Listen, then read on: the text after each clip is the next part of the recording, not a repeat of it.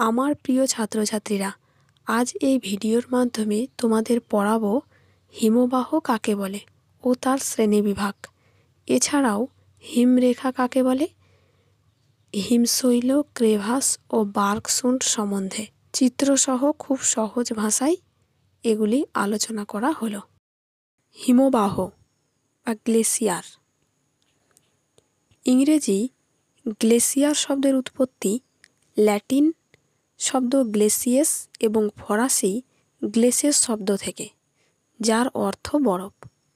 হিমবাহ হল বরফের নদী।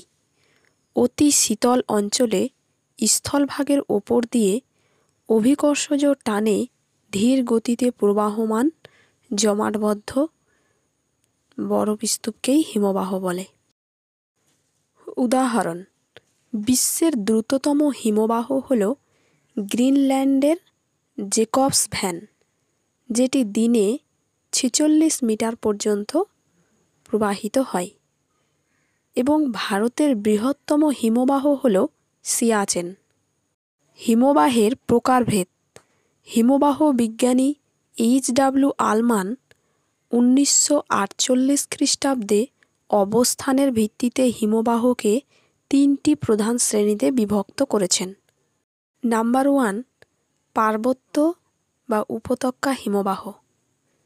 হিমশীতল উচ্চ পার্বত্য অঞ্চলে উপত্যকার মধ্য দিয়ে অভিকর্ষের টানে ধীরে ধীরে নিচের দিকে প্রবাহিত হিমবাহকে পার্বত্য বা উপত্যকা হিমবাহ বলে। উদাহরণ কি দেখো, পৃথিবীর বৃহত্তম উপত্যকা হিমবাহ হল আলাস্কার হুবার্ড। এই যে চিত্রটা তোমরা এখন দেখছো, এই চিত্রটি হলো উপত্যকা হিমবাহ। দেখো, পর্বতের সবথেকে ওপরে উচ্চ পার্বত্য অঞ্চলে যেখানে প্রচণ্ড ঠান্ডা, মানে বরফ জমে আছে, সেগুলো কি করছে, উপত্যকার মধ্য দিয়ে অভিকর্ষের টানে ধীরে ধীরে সেই বরফের স্তূপগুলো নিচের দিকে প্রবাহিত হচ্ছে। হ্যাঁ, এটাকেই উপত্যকার মধ্য দিয়ে যেহেতু অভিকর্ষের টানে ধীরে ধীরে নিচের দিকে আসছে, এ কারণে এটাকে আমরা পার্বত্য বা উপত্যকা হিমবাহ বলছি। মহাদেশীয় হিমবাহ। উচ্চ অক্ষাংশে এবং মেরু অঞ্চলে মহাদেশের কোনো বিস্তীর্ণ এলাকা জুড়ে অবস্থিত বিশাল আয়তনের বরফের স্তূপকে মহাদেশীয় হিমবাহ বলে। উদাহরণ কি দেখো, আন্টার্কটিকার ল্যাম্বার্ট হিমবাহ হল পৃথিবীর দীর্ঘতম মহাদেশীয় হিমবাহ। এগুলো তোমাদের কিন্তু শর্ট কোশ্চেন আসতে পারে। হ্যাঁ, পৃথিবীর দীর্ঘতম মহাদেশীয় হিমবাহের নাম কি, পৃথিবীর বৃহত্তম উপত্যকা হিমবাহের নাম কি, এই উদাহরণগুলো ভালো করে পড়বে। চিত্রটা তোমরা দেখছো, এটা হচ্ছে মহাদেশীয় হিমবাহের চিত্র। হ্যাঁ, দেখো, মহাদেশের পুরো এলাকা জুড়ে দেখো বিশাল আয়তনের বরফ স্তূপ ছড়িয়ে আছে। মহাদেশের পুরো এলাকা, এটাকেই আমরা মহাদেশীয় হিমবাহ বলছি। পাদদেশীয় হিমবাহ। উচ্চ অক্ষাংশে বা সুউচ্চ পার্বত্য অঞ্চলে উপত্যকা হিমবাহ পর্বতের পাদদেশে বিস্তৃত ও সঞ্চিত হয়ে যে হিমবাহ সৃষ্টি হয় তাকে পাদদেশীয় হিমবাহ বলে। পাদদেশীয় হিমবাহের উদাহরণটা একবার দেখে নাও। পৃথিবীর বৃহত্তম পার্বত্য পাদদেশীয় হিমবাহ হল আলাস্কার মালাস্পিনা হিমবাহ। চিত্রতে তোমরা দেখছো পাদদেশীয় হিমবাহ। কি দেখতে পাচ্ছি, সুউচ্চ পার্বত্য অঞ্চল থেকে উপত্যকা হিমবাহগুলো পর্বতের পাদদেশে এসে সঞ্চিত হয়েছে, তাই তো? এই সঞ্চিত হতে কি হয়েছে, উপত্যকা হিমবাহগুলোকে বহু বছর সময় লেগেছে। কারণ আমরা জানি হিমবাহের গতিবেগ খুবই কম, তাই তারা অতি ধীর গতিতে বহু বছর ধরে প্রবাহিত হতে হতে পর্বতের পাদদেশে এসে বিস্তৃত হয়ে সঞ্চিত হয়েছে। এটাকেই আমরা পাদদেশীয় হিমবাহ বলছি। হিমরেখা। উচ্চ পার্বত্য বা মেরু অঞ্চলে যে সীমারেখার ওপর সারা বছর তুষার জমে থাকে এবং যার নিচে তুষার গলে যায় তাকে হিমরেখা বলে। তোমরা দেখতে পাচ্ছ একটা নির্দিষ্ট সীমারেখার ওপরে দেখো বরফ জমে আছে এবং তার ঠিক নিচে দেখো বরফ গলে জলে পরিণত হয়েছে। যেখানে বরফ গলতে শুরু করেছে, যেই সীমারেখাটা পর্যন্ত, এই সীমারেখাটাকেই আমরা বলছি হিমরেখা। হিমশৈল। হিমশৈলটা কি? মেরু অঞ্চলে সমুদ্র জলে ভাসমান ও গতিশীল বিশালাকার বরফের চাই বা খণ্ডকে হিমশৈল বলে। হিমশৈলের ভাসমান বরফ স্তূপের মাত্র 9 ভাগের 1 ভাগ জলের ওপরে থাকে।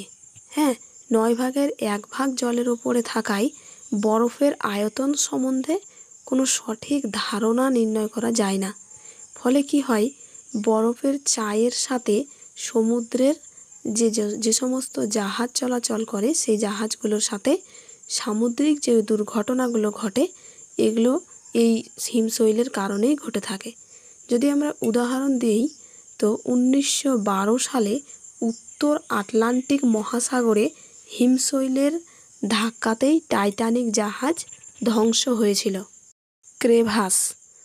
উত্তল ঢালযুক্ত পর্বতগাত্রের ওপর দিয়ে প্রবাহিত হিমবাহের পৃষ্ঠদেশে পাশাপাশি একাধিক ছোট ফাটলকে একত্রে ক্রেভাস বলে। বার্কশ্রুন্ড। পর্বতের ঢাল বেয়ে বা পার্বত্য উপত্যকার মধ্য দিয়ে হিমবাহের প্রবাহের সময় হিমবাহ ও পর্বতগাত্রের মধ্যে যে ফাঁক বা ফাটলের সৃষ্টি হয় তাকে বার্কশ্রুন্ড বলে। চিত্রতে তোমরা দেখতে পাচ্ছ উত্তল ঢালযুক্ত পর্বতগাত্রের ওপর দিয়ে প্রবাহিত হওয়ার সময় হিমবাহের পৃষ্ঠদেশে পাশাপাশি একাধিক ছোট ফাটলকে একত্রে ক্রেভাস বলা হচ্ছে, এবং হিমবাহ ও পর্বতগাত্রের মধ্যে যে ফাঁক বা ফাটলের সৃষ্টি হয়েছে তাকে বার্কশ্রুন্ড বলা হচ্ছে। এই চিত্রগুলি হলো প্রাকৃতিকভাবে সৃষ্ট ক্রেভাস ও বার্কশ্রুন্ড। এই ফাটলগুলি, এই ক্রেভাস ও বার্কশ্রুন্ড খুবই বিপজ্জনক পর্বতারোহণের ক্ষেত্রে। কেন বলো তো? এই ফাটলগুলি গ্রীষ্মকালে গভীর পরীক্ষা সৃষ্টি করে, যা অতিক্রম করা বেশ কঠিন।